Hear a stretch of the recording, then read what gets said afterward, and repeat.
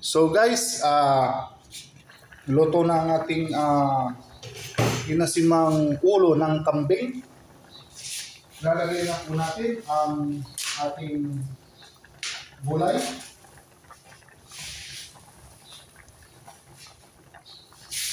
Ito guys, lalagay. Pero gasan ko muna. So yung guys, ayan po siya guys.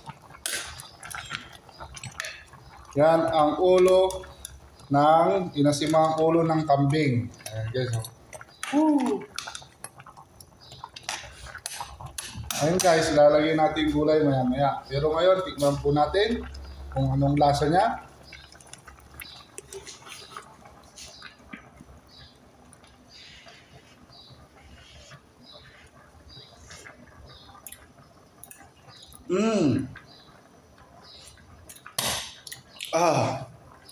Sakto sa alat, sakto sa tamis, sakto sa asim.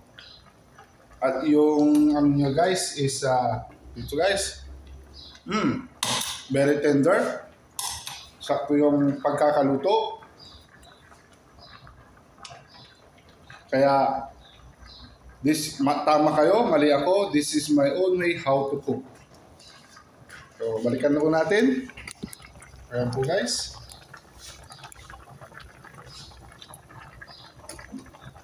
Yan ang pagluluto.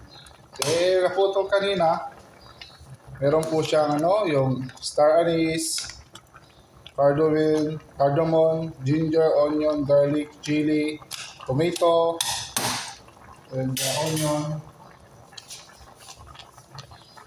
Ano po guys? Yung alat, tama na po siya. Ano po guys? So, ilalagay na po natin yung dahon. Yan guys.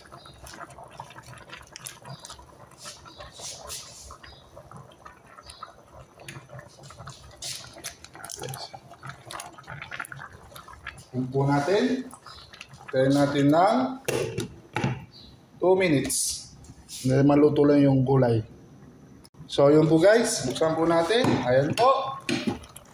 So guys, tapos na po ang ating ulo ng kambing inasiman. So guys, hintayin nyo na lang po yung aking mukbang. Abangan na lang po ninyo dahil kakainin natin ng buo yan, lahat. Pati yung gulay. Isang buo ng ulo ng kambing. So sa mga subscribers ko, to all my viewers, abangan na po ninyo. Bye-bye! And see you for mukbang!